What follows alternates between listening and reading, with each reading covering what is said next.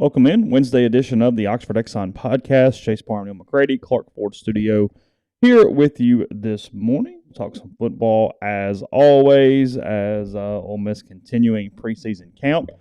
Headed toward a scrimmage on Saturday. I would assume the most important practice of preseason camp. Heading into the September 3rd season opener against the Troy Trojans. We'll talk about that today. There's some collectives popping up around the country that are interesting in a couple facets. A business decision going on with the PGA Tour and Live Golf, and whatever else suits our fancy with you here this morning. Appreciate everybody in the stream, listening wherever you are. Hopefully, if you're coming to town today, maybe you check out the Oxford Exxon, Highway 6 West in Oxford.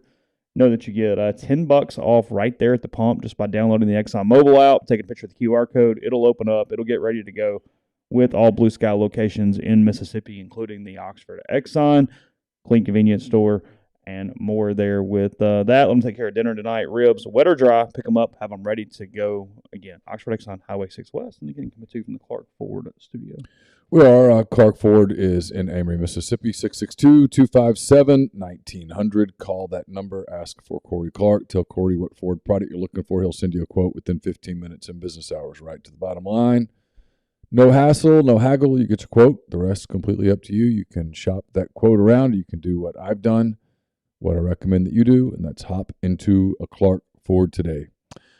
Great service, great products. Corey and the people at Clark Ford want to be your car guy. They want to be your truck guy. They'll prove that to you when you make the call, 662-257-1900. Guest join on the Rafters Music and Food Hotline. Rafters Music and Food on the Square in Oxford. Great place to grab a burger, a po' boy. Got great appetizers. Just go in, have a beer. Great beer selection. Full bar and more. They're at Rafters on the Square, also Rafters New Albany, and then don't forget Rafters on the Water out at Sardis. As it's going to be a little more pleasant this weekend, but still going to be hot. So if you're out at the water and you want a frozen margarita or a beer, stop by Rafters on the Water there at Sardis. They'll take care of you. For August, what is pleasant in your mind? What are we considering pleasant? I mean, 80s. Is pleasant compared to that's true. Surface of sun. Yeah, I mean, like I was out walking the other day and it was middle of the day, so it was hot, of course, but I mean it was just so freaking humid. I mean it was hot. I like summer. I like summer a lot. I like summer more than I used to like summer. But once school starts back and you get back into the stuff, I'm kind of ready for the fall. There is a certain, depending on what you're doing, change to it. That you kind of get into like a system of, hey, okay, now that's over. Now let's do this. Let's do this instead. I enjoy summer. I mean, I enjoy getting away and unplugging and all of those things more than I used to. Like there's a thread on the board about vacations and stuff. My vacation is a disconnect from technology. I enjoy that. Sure. The more disconnected, the better, whatever that is. Like I enjoyed going down to the beach and not having my phone. It was great. I mean, I'm way worse than you, but in general, I don't know that we realize just how overstimulated we are by devices all the time. Yeah, and I spend less time on mine than a lot of people do. Like I get mad at mine when it starts blowing up. Like 8 seconds ago. Yeah. Well, it's just the people that were in the text know what I'm doing at this hour. I mean, it just you know what I'm doing. You know what I've been doing this for 8 gazillion years now. You know what I'm doing, so stop. Don't think that's being old man yelling at the cloud there. I was reading through observations from yesterday. I have not really noticed it. Maybe they've been mostly inside. It's the first time we've really mentioned kickers yesterday. Were they outside, or have we just not really paid attention as much? No, I always did. You? Yeah, I'm. You know me, man. I'm the guy that I go to practice. I walk around and take notes. A lot of you cats, y'all stand around and talk to each other. I go take notes, in large part because I think Nick Suss is the only guy on the beat who likes me. I did talk to Nick for a little bit. I like Nick. The other guys are either... You stayed outside for team. I'm impressed. I'm proud I always of you. do. Yeah. The other guys go in. Why do you want to go sit in that room? It's just a basement, basically. It's a room sitting underneath a football stadium. Well, they have snacks. I don't think they're for us, but some people partake of them anyway. There's snacks in there. Oh, have there been people that have partaken of the snacks? Come on. Are you serious? Come on. I don't observe these things. Yes. The last thing I look at is other reporters. Yes. Yes. Because the dynamic in that room when we're all in there is... The Nutri-Grain bars are a popular item. Is that right? Yeah, that's correct. Yes. See, when we do stuff like that, and when I say we, I mean we in the loosest possible term. He's speaking of a very collective nature, but not really. That's why they all hate us. They think of us as a bunch of fat, lazy, freeloading slobs. Right there. Right there. That's why. And I don't blame them in that moment. I hate being lumped into that group. I mean, there's probably some fruit up there too and stuff. I don't know, but it's not yours. Right. Oh, I know you. It's not yours. I'm fishing right now, but It's not yours to have. There's not a sign that says media snacks. No. Refreshments. Help yourselves, fat asses.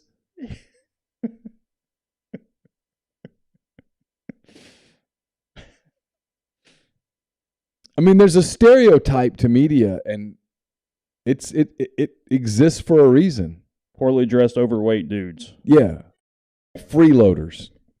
That they're like puppies. If you offer them some food, they're in.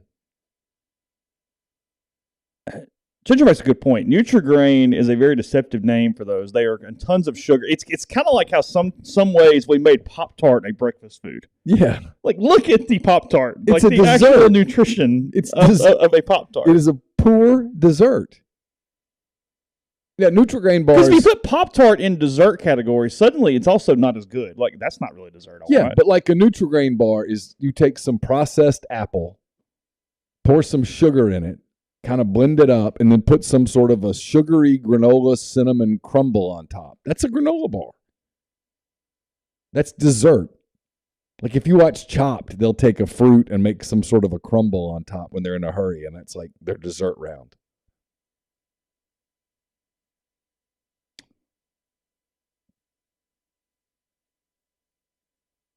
Yeah, 12 to 13 grams of sugar. Says it's moderately high is how it's categorized in a Nutri-Grain bar.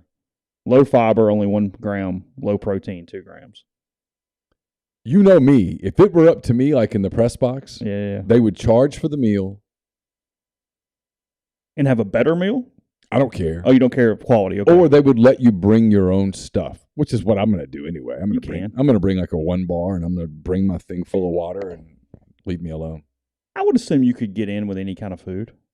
Yeah, I mean, in baseball, we take assortments of food in. I mean, it's like, damn, like, yeah. It's, I mean, and I'm not making fun. Like, Paris will bring leftovers like half the time. I'm like, pretty smart, actually. Like, whatever. Yeah, that's fine. I mean, we got a microwave. We got a coffee maker.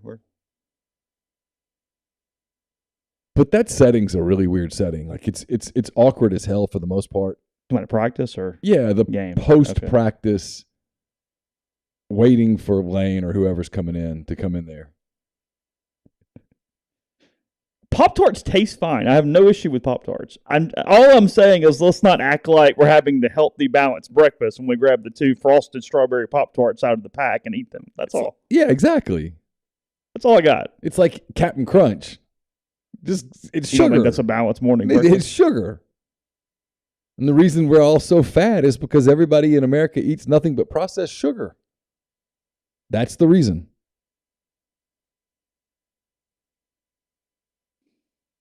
I mean, it's what it is.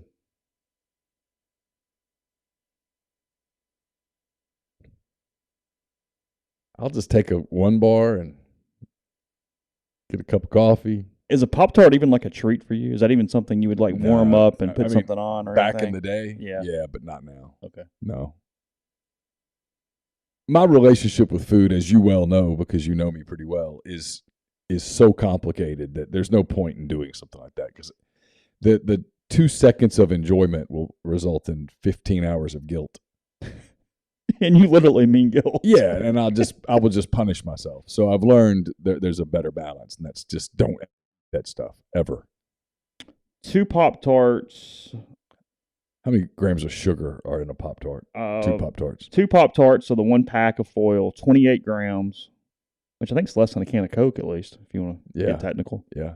That's the one where you're like, oh, shit. Soda is the one that you might as well just go literally eat the sugar. Get the sugar and just start spooning it into your mouth.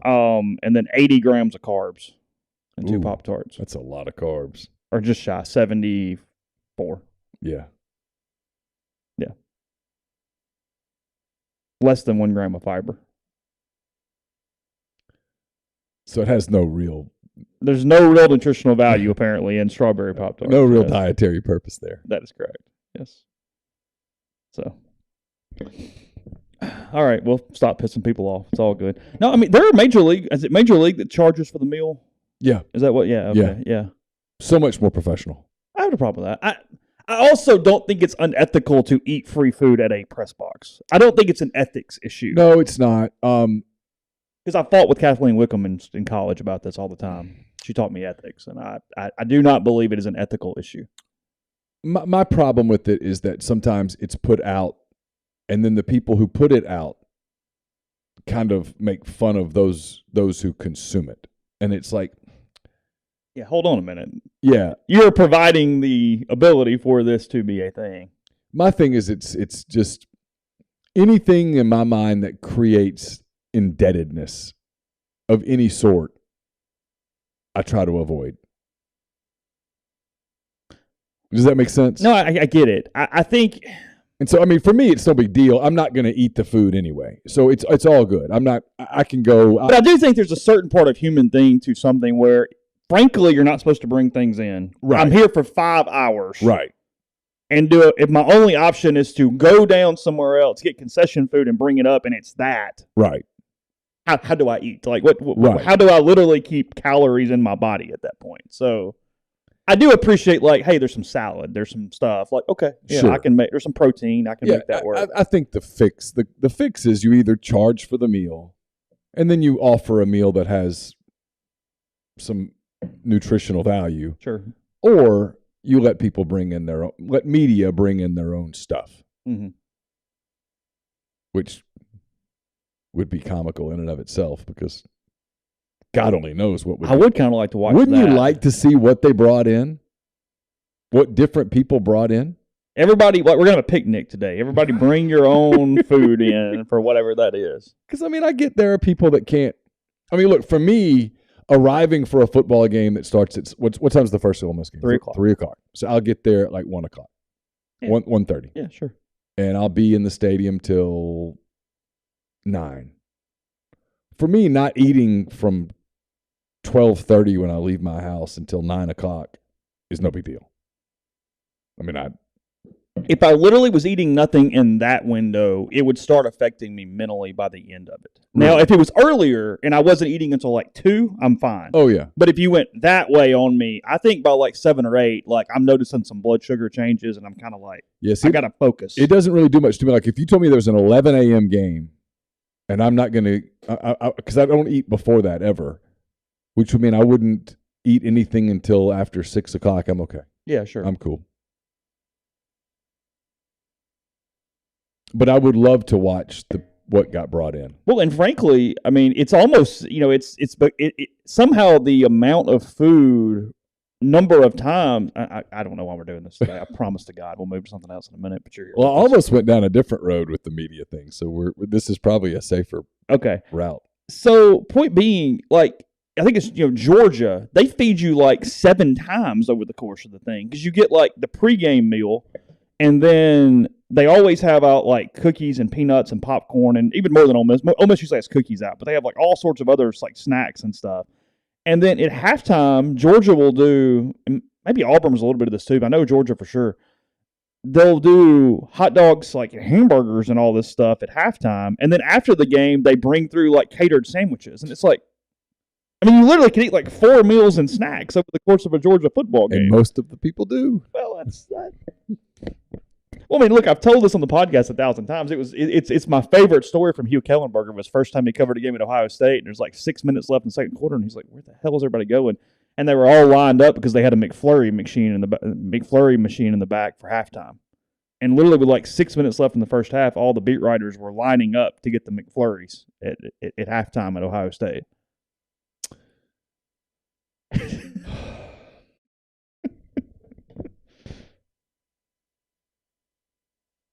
You ever wonder how the hell I ended up in media? Because I do.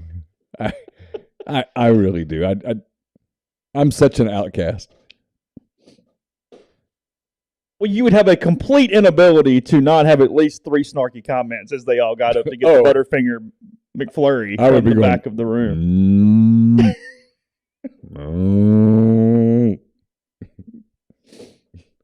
I'd say, hey, that button right there is really being challenged. Just the video of that, if the people could see it, would just be like, yep, that's media. That's sports media today. LSU provides beer after games. Do they still, or have they stopped? Have they stopped? Well, they did, and I haven't been to Baton Rouge since 2017, I guess. I think the last time I was there, they had stopped. The liability had kicked 18, in. one or the other. They used to. Okay. Which was great. Like, you just come up after the game, grab a beer, and work on your story. It was great. Yeah, it was plastic beer bottles. Yeah, it was cool. That's fine. Yeah. Or a can. Okay. Louisville baseball does beer. Go Cardinals. Go Cardinals. So, I wonder if that's a Dan thing. I wonder if we missed out on that. I don't know. Sorry. Yeah, you might take the job now. Oh, God. There'll be something. Still won't get to cover a normal season. There'll be something next year. I don't know. All right. I don't know. We're all over the place. I did put on the board yesterday. So people would ask me for specifics. Ole Miss baseball's non-conference schedule next year. They open the season at home against the Delaware Blue Hens for 3 games, and then they start basically just playing Big Ten teams for a while. They play Maryland after that in 3 games. Maryland was really good last year. They had a 13 RPI. That is in Oxford as well, and then they go to Minneapolis. They go to US Bank Stadium where the Vikings play, and they play Maryland, Nebraska, and Minnesota. So Maryland 4 times over the course of 6 games, and then they come back home and they play the Purdue Boilermakers for 3 games. So hell yeah. My kind of schedule. As Mike told me yesterday, we're going to win a conference championship. He's not sure which one it's going to be yet. So they are playing a lot of Big Ten games. Yeah, that's that. We do not know the SEC East rotation. What is interesting is when you do the math, it looks like it's Tennessee or Missouri. There's a hell of a difference there. So we'll see what comes out of that coin flip. I can't figure out which one it is. Will it literally be a coin flip? It will not. No, okay. There is some formula, but I was unable to decipher exactly what that formula was, whether it be Missouri or Tennessee that is included next year. Something tells me if the SEC network has any say, it'll be Tennessee. I think so. Yeah, we'll take that, actually. Yeah, we'll do that one. Given the amount of money that ESPN pays, that'd be my bet. Probably fair, too, isn't it? I mean, if you're trying to get what you paid for. Yeah. So, I mean, you're trying to promote college baseball in the spring. That would be closer to do it. Yeah. So a lot of people say it's kind of neat that US Bank. The pictures to me are almost sort of weird. I don't know. It looks like a strange venue for baseball, if I'm just being honest, but we'll see. It's a fantastic facility in general. Yes. Yeah, it is really cool. There's no doubt about that. So, all right, we'll get to more relevant things in a second. First, tell you about a new flavor going on with Prime Shrimp. PrimeShrimp.com, a lemon and cracked pepper flavor. It's a dry seasoning. It's kind of for citrus fans.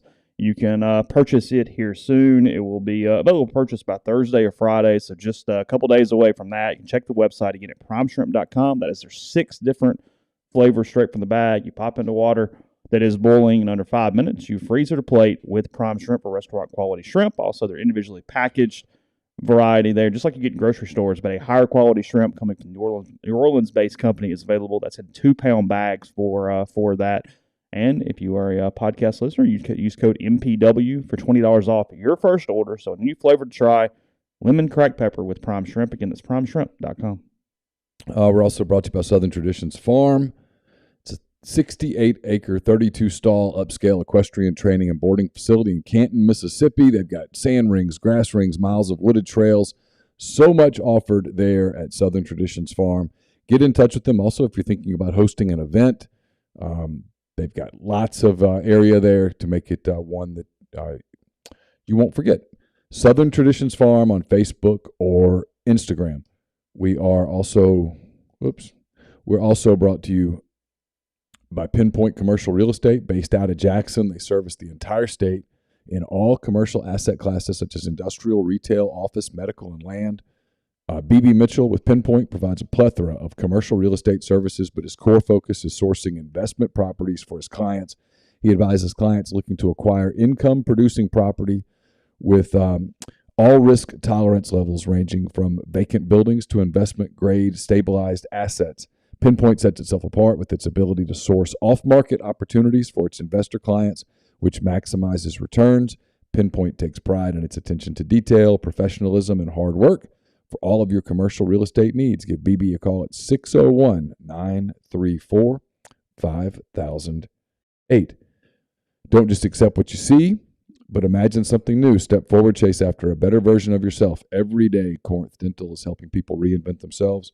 One smile at a time. Dr. Bubba McQueen, Dr. Jenny Beth Hendrick are devoted to restoring and enhancing the natural beauty of your smile using conservative, state-of-the-art procedures, including Invisalign. These clear aligners are the virtually invisible way to improve your smile, so call Corinth Dental today for a no-cost digital scan of your teeth. Let them show you the way to a straighter, healthier smile. 12 months, no interest, no down payment financing available at corinthdental.com. Also brought to you by The Rogue, 4450 I-55 North in Jackson, or therogue.com. It's your destination for fine men's clothing. Their stylist hand-select pieces from top designers. From work to lifestyle to nightlife, they've got the perfect something for everyone at The Rogue. And we're brought to you by Service Specialist Staffing and Recruiting Agency. If you're looking for a position, whether it's entry-level or you're a seasoned professional, or if your company is looking to hire quality, hard-to-find talent, Service Specialists can help you. Keep in mind that payment of service it's always free for the candidate. Payment of service solely contingent on if you decide to hire a candidate that they send. You've got nothing to lose, so give Will, Sydney, or Kelsey a call at 662-832-5138 or check out their new and improved website, servicespecialistltd.com. Podcast also brought to you by G&M Pharmacy, 662-236-2222. They deliver locally in the Oxford area, and they offer MedSync to fill your prescriptions the same day each month and take care of you. If you'd like to switch your medications to G&M, one call is all it takes. They will handle the rest. That also goes for Tyson Drugs there in Holly Springs. And with their med packs, they will individually package all medication. You get the morning pouch, the afternoon pouch. For those who need that extra step, they handle that as well. So again, 662-236-2222. Okay, let's see. I will say that a Pop-Tart McFlurry does not sound bad. If you just talk about a straight dessert, that's not the worst combination, I don't think. And I mean, as long as the machine works, they can pour whatever down in the thing.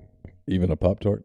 Well, there are people that say, like, the hack, if you go to McDonald's and they actually have a working McFlurry machine that's really good, is to get an apple pie McFlurry where they mix a warm fried apple pie that they have in the McFlurry. So you're getting almost like an apple pie a la mode kind of deal. Yeah. I mean, I know Neal's seeing the calories run through his mind. Right? It's really like a cash register where it just spins. Literally does nothing for me. I know you guys are in the stream, but you weren't looking at him dead on to see his eyes, the trepidation going on his face as I was doing no interest that. at all. It was completely just none at all. He just saw cinnamon and brown sugar and whatever sugar goes around the apple. I mean, I'm the guy that took intermittent fasting from I'm going to skip breakfast to, I could skip lunch too. To, I'll have an afternoon snack, to, I can get till 7. It's not a competition. It's supposed to be like a No, but it's a competition within myself. Okay. And once my doctor said, no, you're not messing up your metabolism, I was like, I'm in. Sign me up.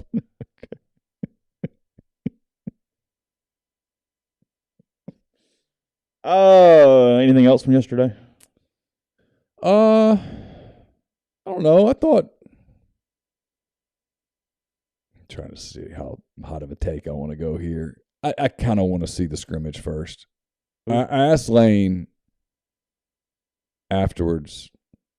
It was a long Lane Kiffin press conference. Usually the midweek Lane Kiffin press conference is like 6 minutes. Yesterday it was a little more than 12. It might have even been 13 minutes. I asked him, did the scrimmages carry more weight?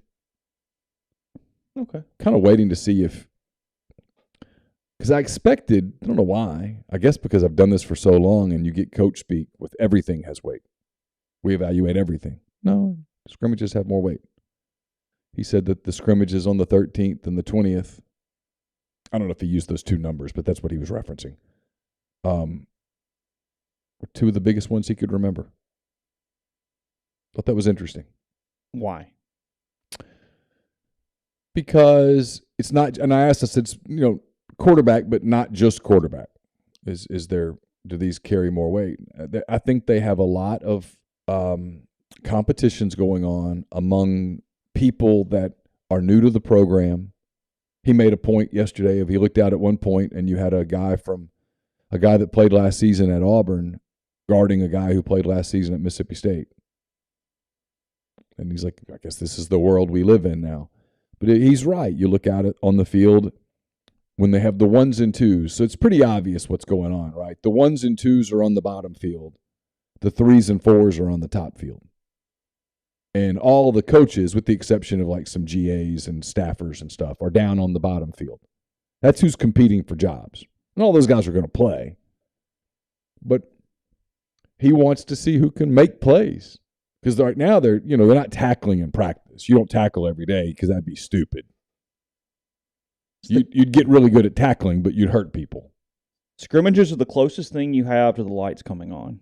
And it's not the same. You can't simulate the same. We're not going to be in front of 60,000 and another team over there and the lights literally on. But, like Jackson Dart, you talked to him at Media Day, and he talked about, I've tried to fit some balls in some windows and I've done some different things. But when I'm in a game or I wouldn't do that or I would be more selective or I'm not a gunslinger, all those different things. Well, okay, if that's the case, you got to show me that in the scrimmage. The scrimmage is where you do go, hey, how do I actually run this thing? I'm not just throwing stuff around or trying things or whatever the hell that looks like. I think that I think that's kind of what you see. I think it's where you get through all the subtext of guys' answers, and not really excuses, but the way they go, no, this is different. Well, then you have to kind of show it's different. And somebody will, in that environment, take charge, you would hope, and would actually play in a capacity and at a speed that you would want to see in a game that is different than just two fields running and dudes and dogs and the whole deal out at practice every day. I get the sense that Kiffin kind of knows which direction he wants to go on some things, but he wants to see it in a game setting. And Saturday is going to be the first time that it's as live for quarterbacks as it can be without hitting the quarterback. Like Saturday, I think, if a pass rush gets to the quarterback and the defensive end or tackle can touch the quarterback, I think they're going to blow it dead. Because right now they do some plays where in this 7-on-7, the quarterback's got 6 seconds and he throws the ball. It's like, well, you're not going to get 6 seconds in the game. So some of that's unrealistic. Yesterday, I thought both quarterbacks made some plays down the field. I thought they were doing for each other what they were hoping they were going to do. Like I talked to people first day of camp. They were like, the goal here, the hope here is that no one runs away with this, that in fact they each raise each other's level of play. Hey, that's going to get awkward if both quarterbacks are kicking ass and one gets, quote, benched, end quote. But ideally, you have two good quarterbacks. You'd rather have two good quarterbacks than no good quarterbacks. And yesterday, I thought that's what happened. I thought they were pushing one another because they both made some really good throws downfield. I mean, Luke's got to be more aggressive. I think Luke's been more aggressive. And Jackson has to protect the football better. Yesterday, he made one bad throw into traffic, and it got picked. But that was it. Other than that, and then he responded from that with some really good throws. There's a narrative out there among fans, which is interesting because I think they're getting that from media. And I don't know what anybody else writes, okay? I have no idea. I read no one else's work. I don't get the sense that Dart is, quote, pulling away, end quote, at all. I think Dart's ahead in large part because – I know what I was going to talk about because I'm going to give John Sokoloff a ton of credit for something. Okay. I think there's a narrative out there that Lane would like to play Dart because he's the transfer portal guy and a lot of splash. And sure, that was an early narrative. Sure. John Sokoloff, to his credit, WCBI. WCBI. Thank you. Columbus. Most TV guys ask really shitty questions, pardon my language. Sokoloff asked a great question yesterday. John also is around a lot and engaging and does not kind of sit off to the side with a lot of TV people that whatever. I mean, frankly, Mike complimented him. He was all over in Omaha. He was really, really good. He asked Lane, he said, it looks like the race is kind of even. And if it stays that way through camp, do you play Dart because of maybe that would help you with future quarterback recruiting in the portal? And when he did it, I literally at first started kind of feeling uncomfortable, like, oh boy, that's. And Lane, to Lane's everlasting credit, twice said, that's a fair question. He said, but no, that will have no role in what we do. But he said at the beginning, that's a fair question. And at the end, he finished, and you could tell he was thinking through it. And he goes, but that's a fair question.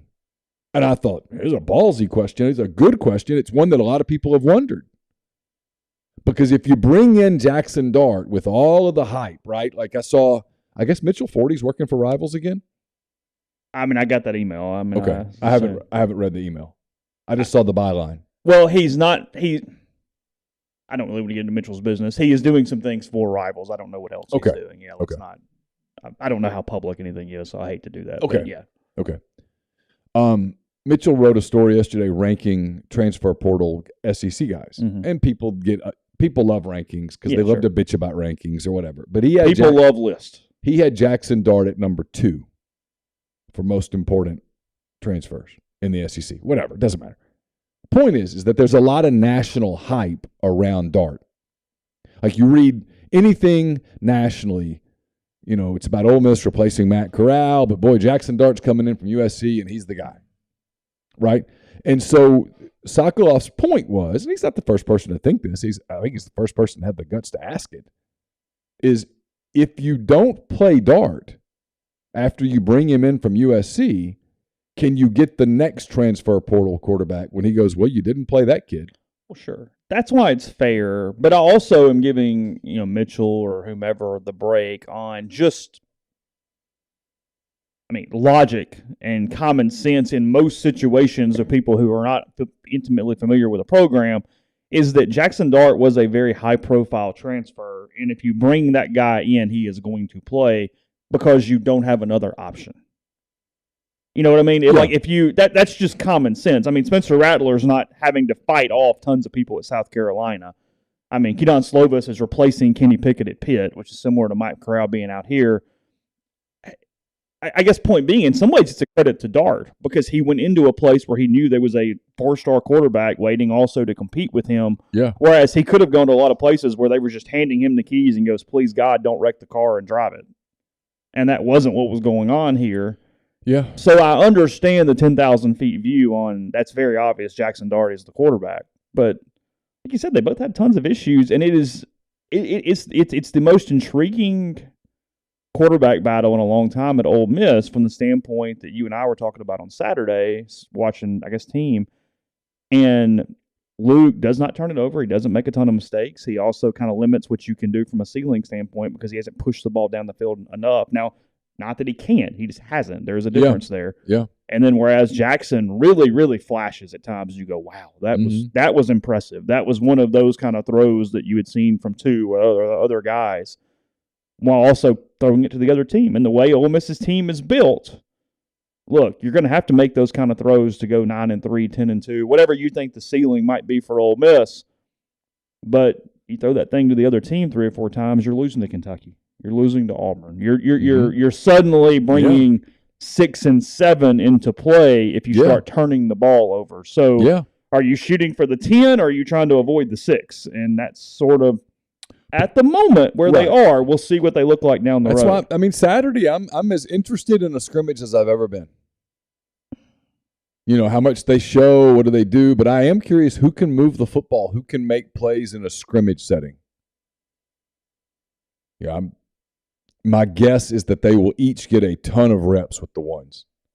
They will each get a ton of reps with the twos. I'm as interested to see who can move with the twos as I am with who can move with the ones. Will it be 1v1, 2v2, or 1v2, 2v1? I don't know. Okay. We have access on Thursday and Saturday. Correct. And I'm guessing since we got Lane for 12, 13 minutes yesterday that we're not going to get him on Thursday. No, he's Saturday. So I don't know, and I don't guess we'll know until we get there. I think he's Saturday, Monday, Friday. Okay. Pretty sure that's right. I looked at the schedule this morning. Yeah. So, I woke up in the middle of the night thinking about the schedule. I was trying to remember what. Did you really? Yeah. Because I couldn't remember, did we get Friday too? That was my confusion why I looked it up, is I couldn't remember Friday. And the answer is no. But it's going to be interesting because I'm with you. What's so far, and again, we're only 1 week into camp. Today would be, are they practicing today? I don't know. We don't have access. Yeah. If they are, today's the start of the second week. So they only had 1 week of camp. Because they did practice Sunday, didn't they? We just didn't have access. Yeah. So they opened on Wednesday and finished week 1 on Tuesday. So they're into the second week, which is not a lot. I mean, we're just getting started. But I haven't seen Luke make the, oh my God, what are you doing throw yet. And Jackson's made several of those. Now, on the other hand, I've seen Dart make more of the big time down the field throws than I've seen Altmaier make. Yeah. And I've seen both of them look really good in the intermediate game. I thought that's where they've been better as a whole this week, is hitting guys in stride in the intermediate game, putting enough zip on it to get it through those windows and getting it kind of over first level, under second level, if you will, into zones there. They were both kind of crappy about that the first day, but they've been better since then in that area. Yeah, they've both improved. They both look a lot better on the 6th practice we've seen than the first one we saw. I mean, a lot better. And then yesterday they were out there. There was no Jalen Robinson. He wasn't available. Watkins was back. Yeah, but wasn't doing a lot. Got a lot of Braylon Brown yesterday. Almost hate to even talk about that because people start asking a gazillion questions, but why is he not playing? And I don't know. I'm not in the room. Lane doesn't answer those questions. Saw a lot of Jalen Knox yesterday. Wrote a story on Jalen Knox. It's at rebelgrove.com. It is. I don't know. Offense kind of seemed to win yesterday. I thought they won the day before too. I think people are a little bullish on the defense right now. You need to slow your roll just a hair. They're trying to answer some questions there. I think they're still trying to figure out a couple of things up front. I think they're still searching at linebacker. And right now they've got so many DBs that they're searching for the right combinations. Well, that's kind of the second and third thing you just said is what really plays into it for me, because you have to be a little hesitant. Not that they're going to suck or anything, but just on what their ceiling is for a group where their second linebacker is likely a rush end or a defensive back that they move into that space. I mean, there is a certain – you're only doing that because you have to. If Chance and Mark were back, they would not be doing that right now. So, I mean, that is a personnel issue they have not solved, is that it's very likely at least some percentage of the time you're going to have one linebacker and essentially 7 defensive backs on the field. Counting a linebacker. I think that's true. Especially if it's Tennyson. Because he and Otis Reese are linebackers. They at are. This point. They are. We're calling them safeties. Yeah, we're using terminology because of a roster, but if you watch it, Otis and Tennyson are both playing linebacker. Well, it's kind of like a baseball team on a shift, right? I mean, the shortstop is still the shortstop. But he's over there. But when he's playing short right field, he's not really playing shortstop anymore. He's sort of playing an extra right field. That's correct. Bruce Feldman has his 50 football freaks list out today. Bruce has done this for a really long time. Cedric Johnson, the Ole Miss defensive lineman, making the list. Bruce saying, this is a really promising young player who had 8 tackles for loss and 6.5 sacks in 2021. The computer science major from Mobile, Alabama, looks like a future all-SEC talent at 6'3", 270. He has just 11.3% body fat, and he vertical jumped 36.5 inches, broad jumped 10 feet, and bench pressed 390 pounds. This offseason, he topped out at over 20 miles per hour on the GPS. He's got 12% body fat? 11.3. I never now want my body fat done. Oh, my God. Because if he's at 11, you're like... I mean...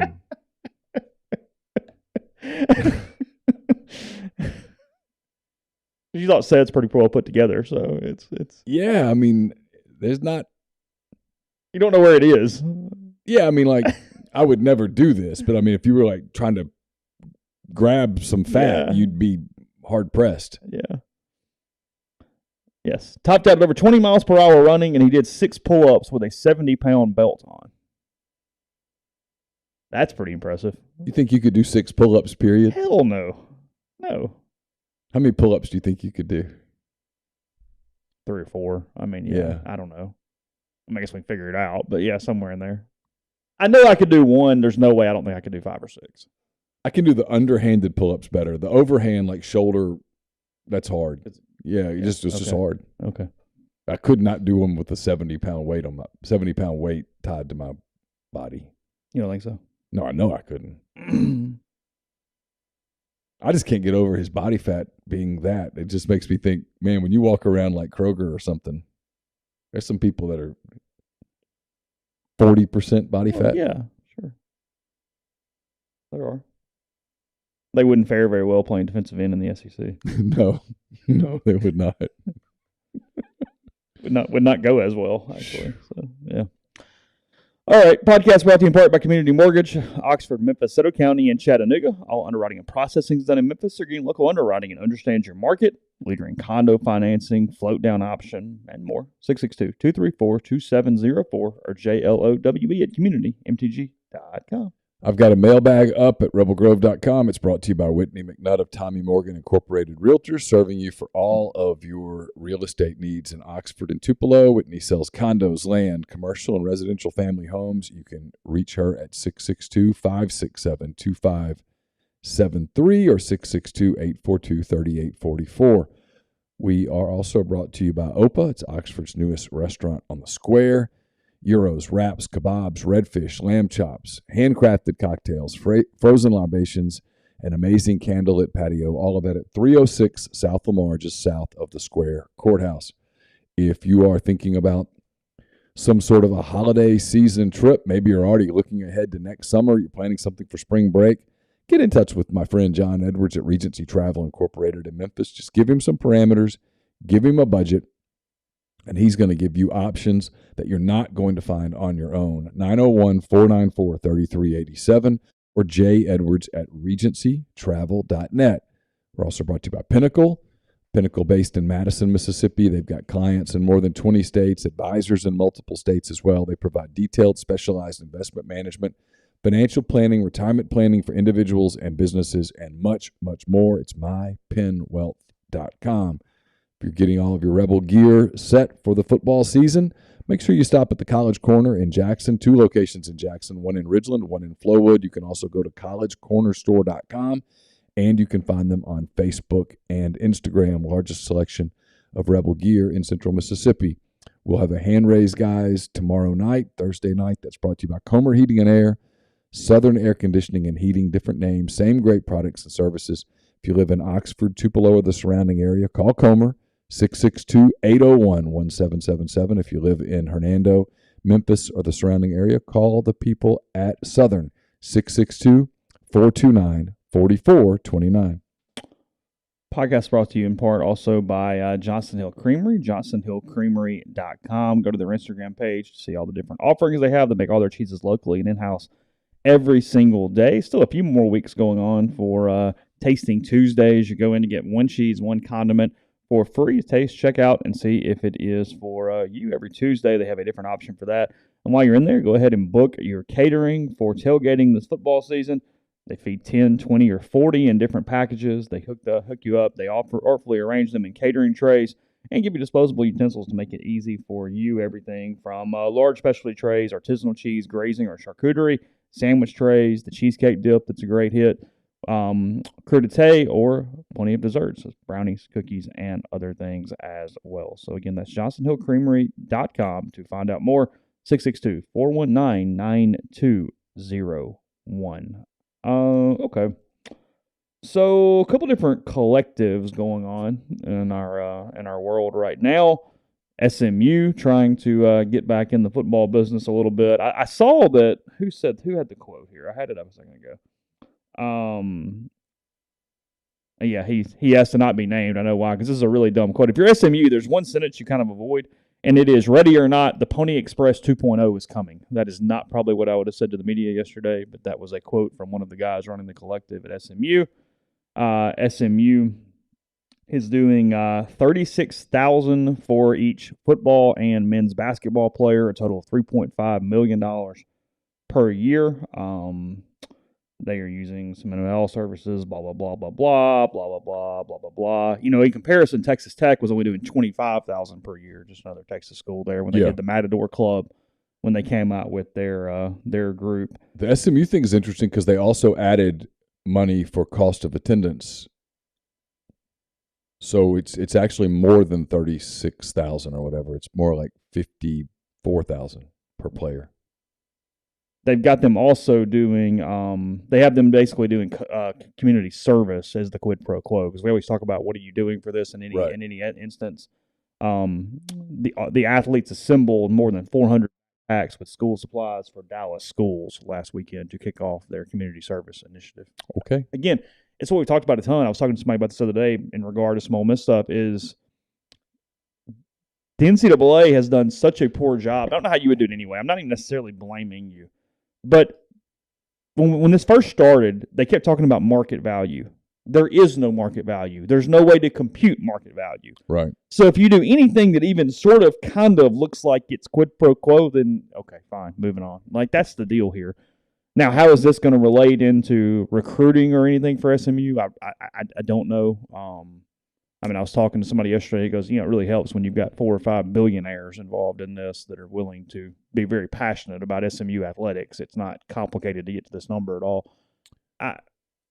Look, do I think they're about to go become the 80s with Craig James and Eric Dickerson again? No, I don't. However, from a group of 5 level, I would buy stock in SMU today for damn sure. Yeah, in general. And I think the way that they're talking about doing it is the way to do it. I mean, they have other collectives that will try to raise money for elite players and whatnot. Yeah, this is just the above board function of things. I was talking to someone yesterday who just in college athletics who just thinks we're about to embark on a 2 to 4 year period of craziness, followed by both natural and governmental correction. Thinks it's inevitable. Government correction. Thinks government will get involved because government will be pushed to get involved. Okay. But he doesn't think government will get involved until things have gotten chaotic. What he was saying was it's inevitable, in his opinion, that 2 things start to happen inside programs to force a settling of the market. One is that if you bring in a high schooler and you pay him an exorbitant sum of money, and the top 5-star kind of guys are getting that, when they don't win the job right away, the guy in front of them that has the job is going to say, all right, well, what about me? You brought in hot shot here. He can't beat me out. Where's my money? Yeah. That's going to cause friction. Well, that's always been the thing here, right? I mean, hey, when these things get public, like so-and-so signed for $150,000, and the backup goes, well, I mean, he's over on the bench. Yeah. And then the second one is the one that's frankly more interesting is the booster. The coach or the people around the program talked booster John the booster into giving $1 million to get Johnny football. Okay? Sure. And then Johnny football sucks. And John the booster goes, well, you told me you needed the money for him. Why is he not playing? Well, he's not any good. He was going to be the game changer, the thing that fixed this thing. Well, I wish you told me that before I gave you $1 million damn dollars. And now you get that kind of friction. Which is understandable. Sure. Well, big donor. Because here's the difference. The team's not as good as it was supposed to be because and all of a sudden he goes, well, you guys are getting paid all this money and you can't even figure out whether Johnny football's good or not. By the way, I do think Ryan's probably right. SMU would have a real good case for the Pac-12 down the road. Yeah, sure. It's where we've talked about, and it's what makes this so interesting, is in the past, what you're talking about is still true. I mean, boosters have paid for kids. They've sucked, and boosters probably pissed off going, hold on a minute, like I'm giving you a lot of money for this all the time. But it was private. A lot of times now it becomes very public. You're the one that did it. It's almost kind of embarrassing for these guys. Right. There's a certain public shame of, hey, you go, you go to the breakfast place over there, and hey, Paul, good use of the money there. Ha, ha, ha. I'll poke you in the ribs, like that kind of stuff. And you get kind of pissed off. Go, hey, that goes on down the line a little bit. It's that chain of screaming or whatever. I mean, at some point, that's getting back on the coaches that they screwed up. It was their fault that Paul's getting made fun of down at the Beacon or Nibble Nook or wherever. You know what I mean? Yeah, sure. That matters. There is a public part to this that is relevant in the overall sort of societal, social of it. So. Whew. I mean, it's going to be interesting to see. Like, not to pick on the kid, but there's a lot of pressure on Jaden Rashada to be really, really good at Miami. Tons. With the kid at Tennessee. Yeah. Nico Imaliva, there's a lot of pressure on him to be a great player, not just a good player. A great player. And to be a great player right damn now. Yeah. You don't get a red shirt in a year. Yeah, like take Altmaier and Dart, right? We talked about this. Jackson's 19. Had he not been forced into action at USC, this would be his red shirt freshman year. They're both very highly recruited, highly rated kids who, they're not junior, senior game ready right now.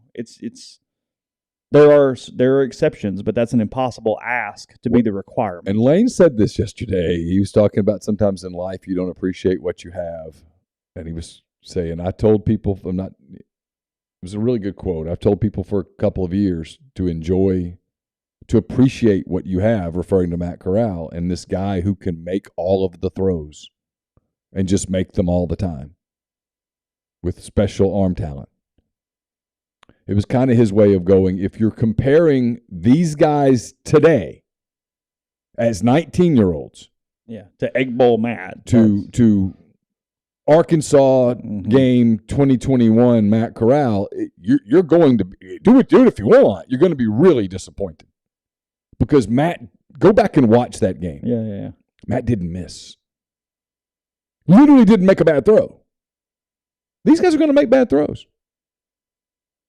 These guys are going to make mistakes. If it's Jackson Dart, he is going to, the idea that he's going to practice like this and then go to a game and never commit a turnover, no.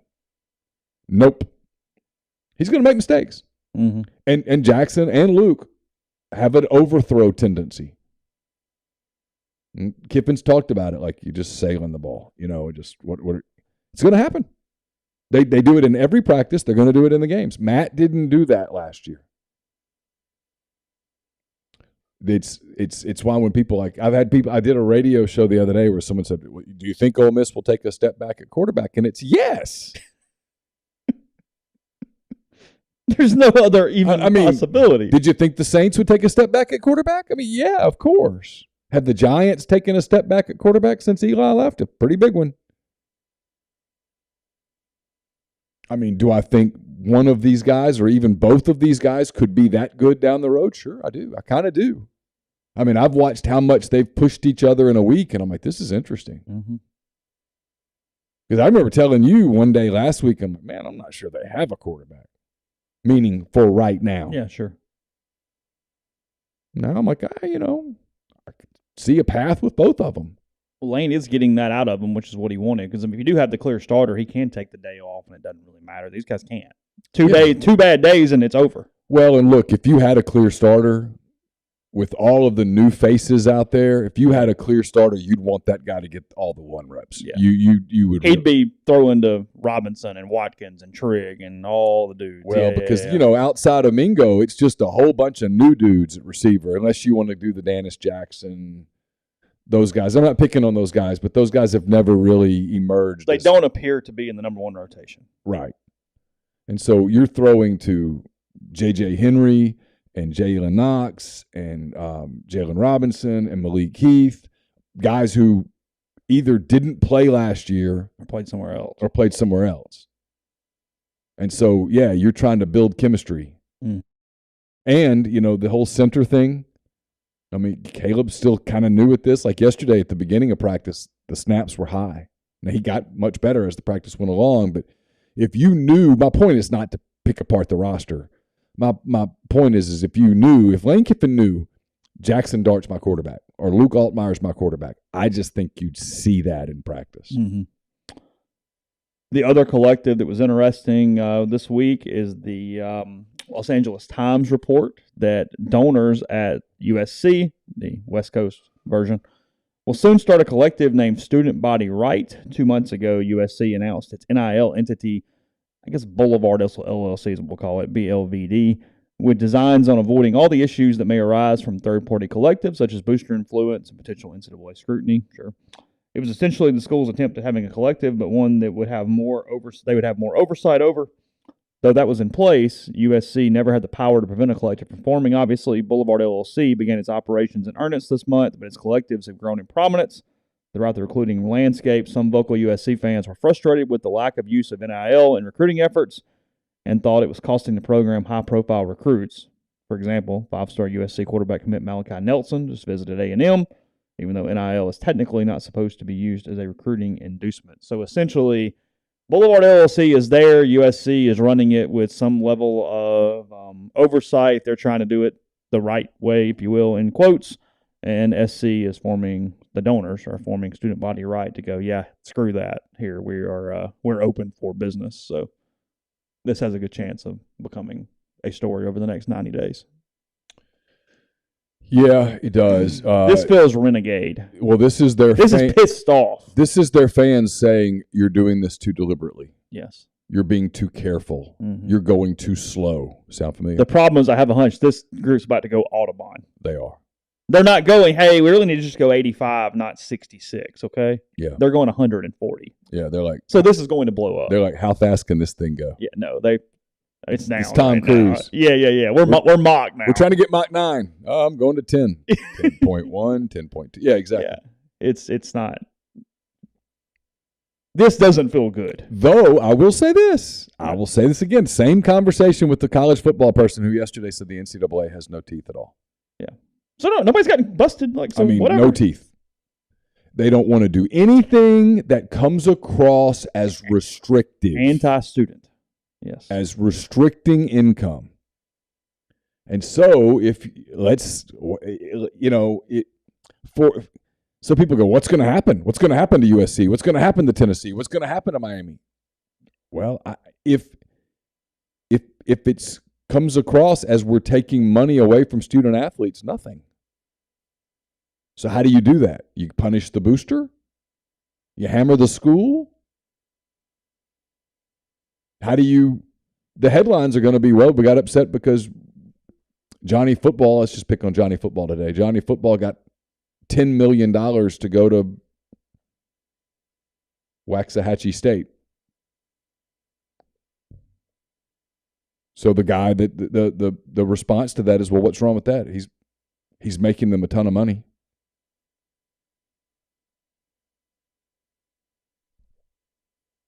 So if there are no teeth, then there is no speed limit, except for the understood speed limit. And then you get into the more cerebral part of this, which is, well, right, even if we all got on I-55 and they took the speed limits away, we all know, right, that if we all start going 200 miles an hour, it's going to get fatal out there. So can we all go 86? So can we all figure out a way to run this in a way where we get where we're going, but get there safely? No. So if you don't have police out there and you don't post speed limits, it's chaos, right? And that's kind of where we're headed right now, which is maybe towards the government regulation. And even then, people are like, I don't know how you do it. How do you enforce it?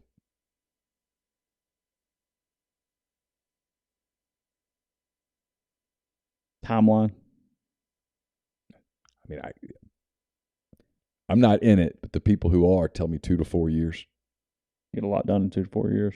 The number of coaches in the college game who will look to just get out of the field, or they're all trying to get to the NFL, by the way. So many young college coaches who in the past would be on the head coach track, grind their way up the head coach track, are all looking to get gigs in the NFL. Yeah.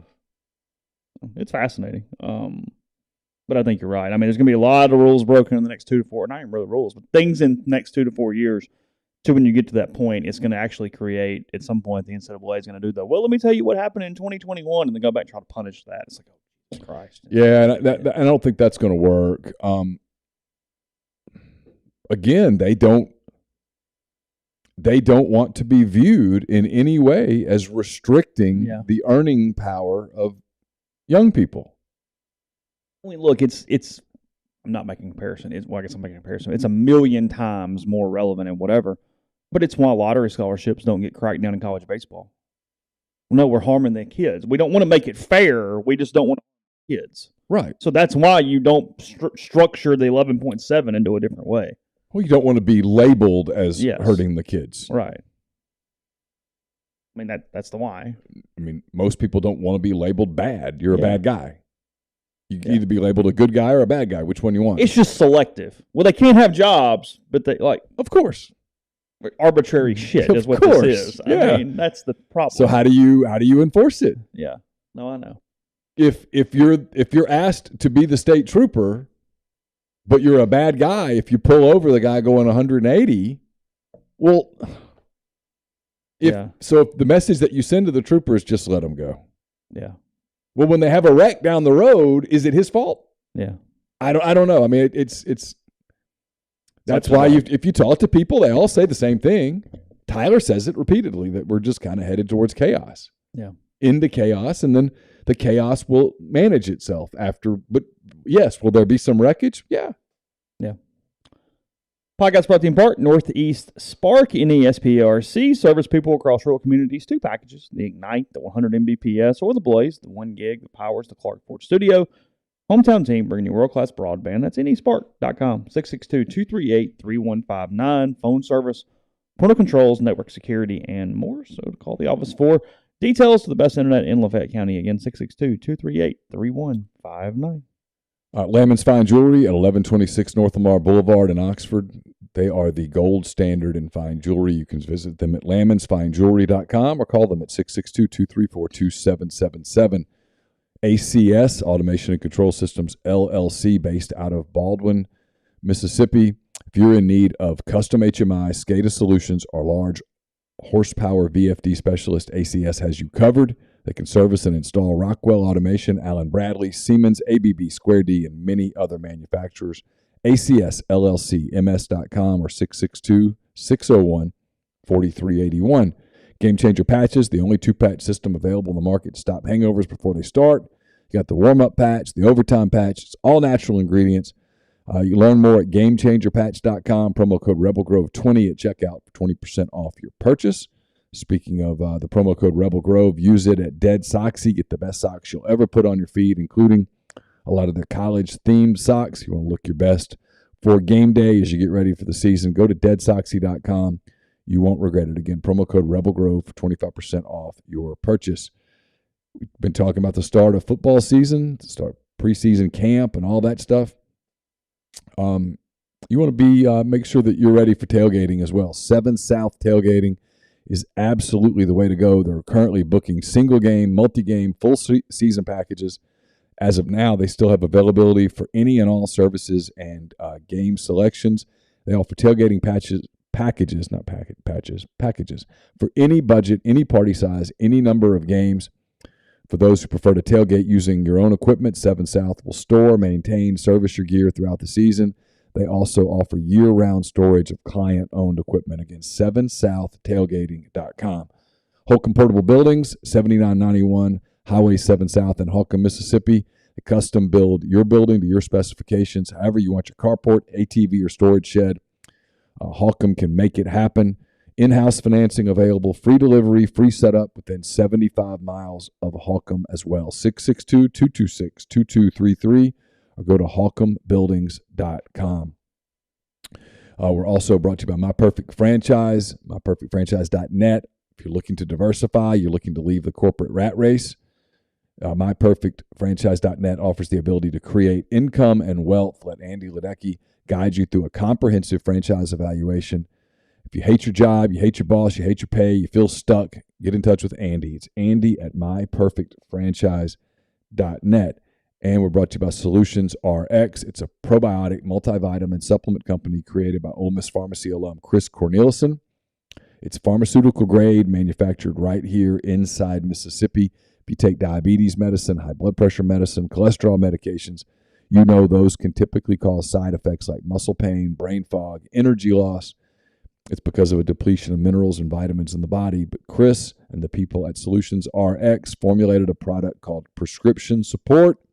Puts those vitamins back into your body, reduces those side effects, makes you more compliant in taking your medication as well. It's available in local independent pharmacies across the continental U.S., including Mississippi, but you can also go to solutionsrx.com, promo code OEP at checkout, and get 10% off of your first order.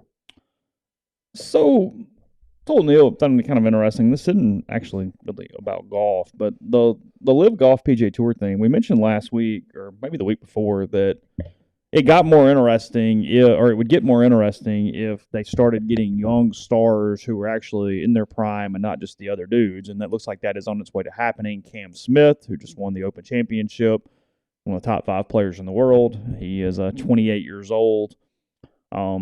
Very well liked, very well respected, kind of always had sort of a aw shucks mentality to him, sort of been one of those down home guys, all that kind of stuff. All the cliches that you talk about on what gets liked pretty well. He looks like a country music singer.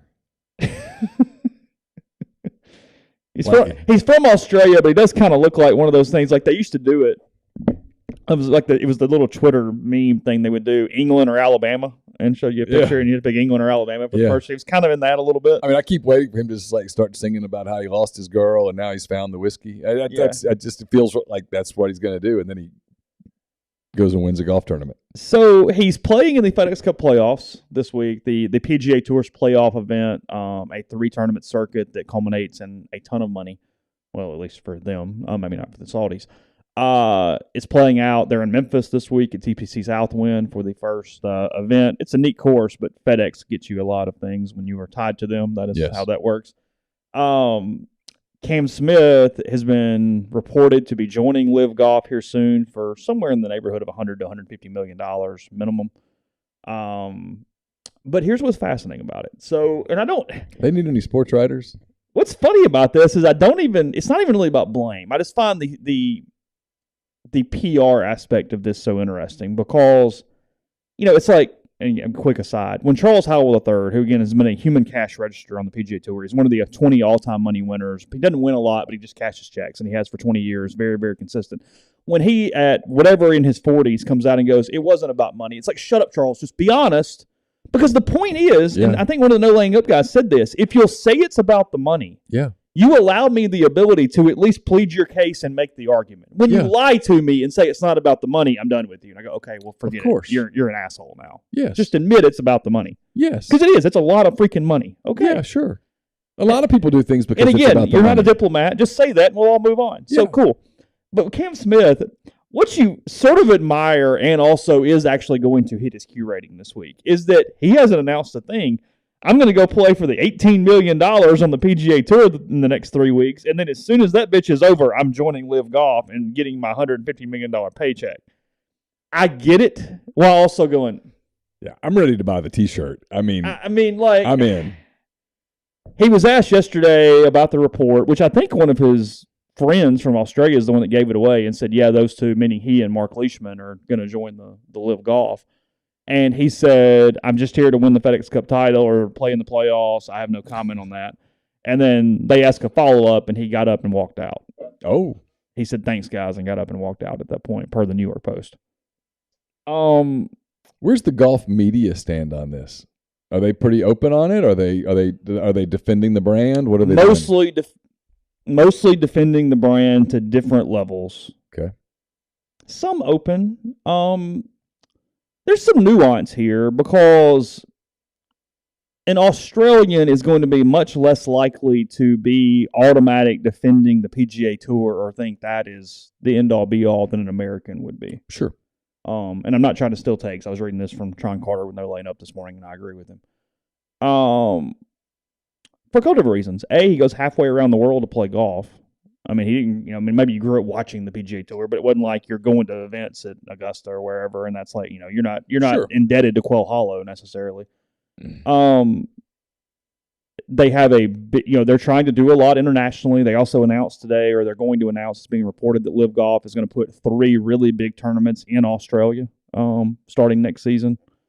Some great golf courses in Australia, places the PGA Tour doesn't really do much to. There's been some criticism of the PGA Tour. Well, you guys allowed Australia to do this. It's like, well, it wasn't the PGA Tour's job to make sure Australia had golf tournaments. Like, I will defend the PGA Tour there. Sure. Like, why the hell does that matter to them necessarily? Mm-hmm. But this one is piquing my interest. This one's the one where you go, well, okay, it's not just him, but if you can get him, can you get the 5 other international players that are sort of like him? And all of a sudden you do that, and you go, it's always easier to follow than to be the first. Oh, sure. Cam Smith jumping allows much more eyes to perk up and go, hey, okay, I can ride those coattails. Let you call an agent and go, what's the number? Look into it. Yeah. What, they interested? Yeah. If they're interested, tell me what the number is. I mean, he's bypassing a chance to play in the President's Cup. Okay, cool, sweet. Yeah. Because I'm like, that's the point. Like, it's not even like the European who goes, hey, I really want to play in the Ryder Cup. It's really important. I'm rich already. No, I'm going to do this. I mean, he goes, the President's Cup? No, I think I'm all right. We're not worried about that. I still am not ready to go, oh my God, the PGA Tour is screwed or anything along those lines. But I am becoming more certain by the day that they are going to have to at least have a more inclusive plan that doesn't just allow poaching to happen all the time and hope you have enough guys left that really care about you. That I am somewhat interested in on what that looks like. I mean, it feels more and more like a threat every week. Well, no, that is for sure. I mean, if I'm the PGA Tour, I'm beginning to get concerned. How long can they keep forking out this money? And again, we've talked about this. It's kind of broken record at some point, but young guys are going to look at this money and go, I can't justify turning it down.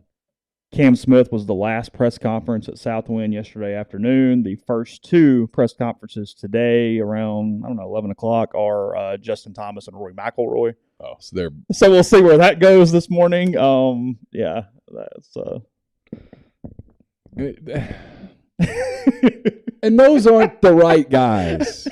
No, Rory is making completely the right decision for Rory McIlroy. But when he criticizes the other guys, it's like, yeah, but Rory, you have so much money.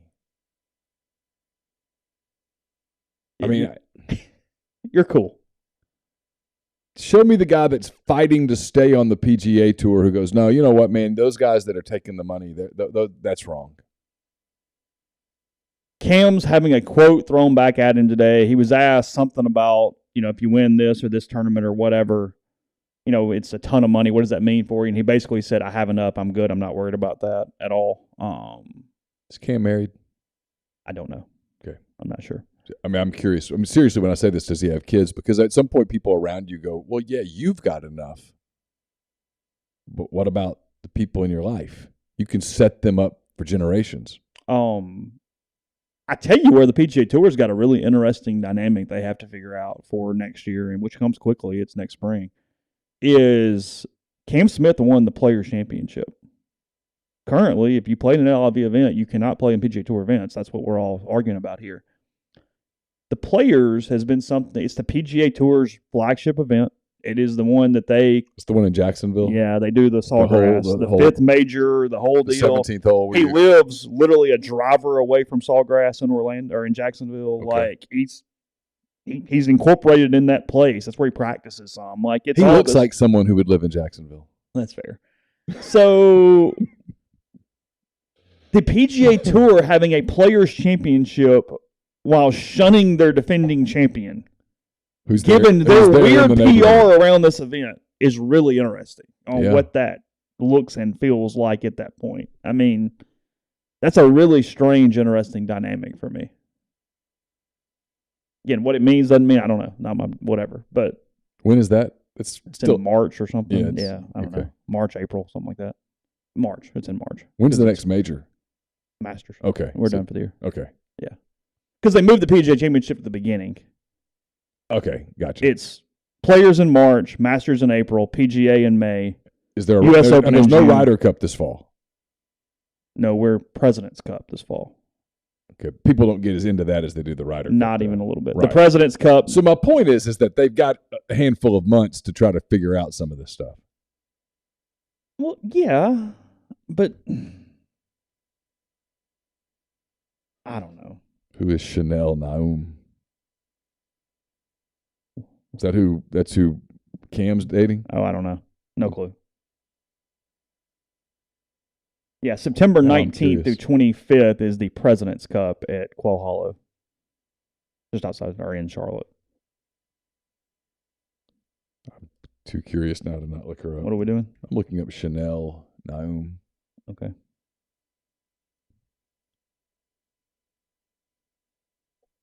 There's critters in Australia, but there's critters in like Arizona too. I mean, you get like jumping cactus and stuff in Arizona. She looks really young though. How old's he? No, there's plenty of golf between now and March. There's not a big tournament between now and March. You can get the Nap Sunday with anything. I mean, my point golf is all year. Yeah, my point is that there's not. No, I'm answering the stream. Yeah, My point on that was there's not a big major that draws everyone's eyes to it the way. Frankly, until the Players in March. Yeah. So they've got a little time to try to figure this out. Sure. Now, what do they do? I don't know. I really don't know what the answer is right now for it. If I'm Jay Monahan, I don't even know what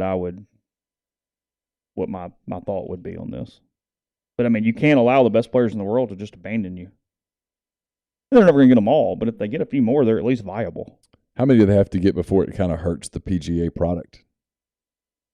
The actual competitive product on the course. That's the thing on this is that the overwhelming percentage of golf fans still care about 10 tournaments tops. Right. I mean, so is it really affecting the John Deere Classic?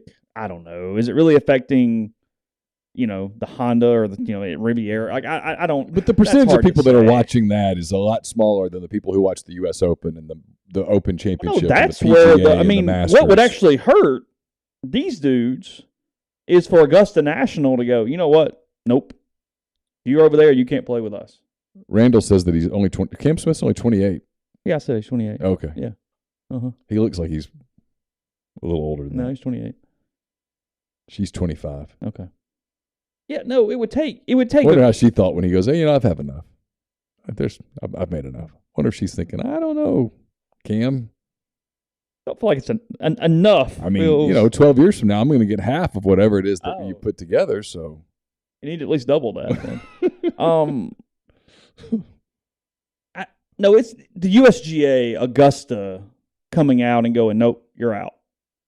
It would take that for it really to be like, oh, no, okay, never mind. You're not viable at all. How would that be received by people in general? They're kind of damned if they do. Either way. Yeah. I mean, my gut tells me Augusta National lets anyone play who is eligible to play. I do not expect a boycott or an embargo on those people. I don't. But you do expect the PGA Championship to go, you can't play. Well, no, so the PGA Championship is the PGA of America. It's not the PGA Tour. It's the teaching professionals. Okay. So my gut says they play. Sometimes this is more confusing than European soccer. I mean, the 4 majors are run by Augusta National, the United States Golf Association, the Royal and Ancient Club in Scotland, and the PGA of America, not to be confused with the PGA Tour. Yes. Yeah, sometimes pro golfer is in teaching professional, not pro golfer is in I make millions of dollars. He's like, Liverpool's playing Man City, and I'm like, didn't they just play the other day? He's like, yeah, but that was an EPL game. This is a Champions League game, and you're like, okay, but yeah, I don't even try to figure out that schedule. But anyway, again, we'll see. But first day, it kind of perked up and went, I don't know.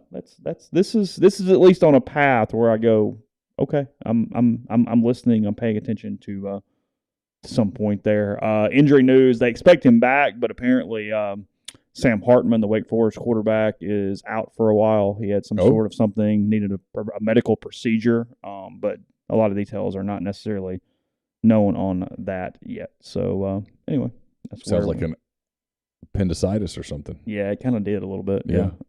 So, all right, we will be back with you tomorrow. We have a wonderful day. Again, no practice access for us today. That will return tomorrow as well. So, hope you have a good day.